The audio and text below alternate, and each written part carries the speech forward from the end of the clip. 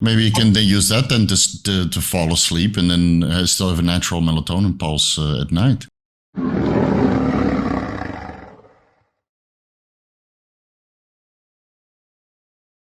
So, Steve, yesterday you took melatonin, and you Yeah. were mentioning how the melatonin stayed in your system this morning. Mm-hmm. You know, this is an experience I have also because the half-life, it's interesting of melatonin, the half-life is such that you'd think it'd be mostly out of it, almost completely out of your system by the morning. But it's still, because I think naturally we produce so little melatonin, we're so sensitive to it that even that Right. trailing amount in the morning, just it screws up your circadian rhythm and REM sleep. I mean, No, I know.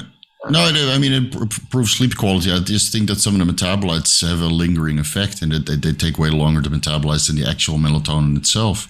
Plus, I took 30 milligrams, right? I've slowly been building my way up to this super potent antioxidant dose. And yeah, so I took it early, but normally I go to bed early or around 10 o'clock, but I had to stay awake until 11 to get that video out.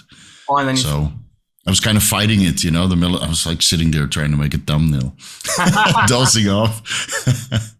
the reason why I wanted to bring this up is I thought our audience might find it interesting that there's, melatonin binds to melatonin receptors.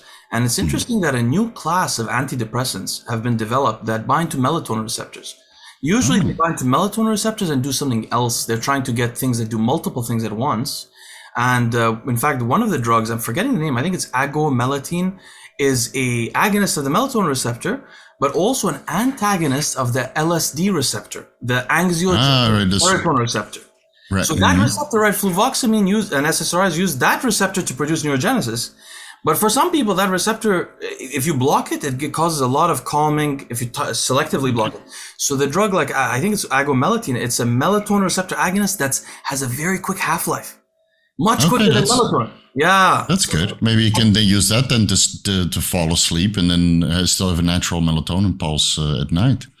I don't know if we inhibit the natural one, but for people that have like, they're taking because we're taking melatonin for a different reason. We're taking it to extend our health and all that kind of stuff. Right. But sometimes people are taking it to go to sleep, and these ones might be much faster, Like there's this class of drugs called Z drugs, which are like benzos, short-acting benzos people take for sleep.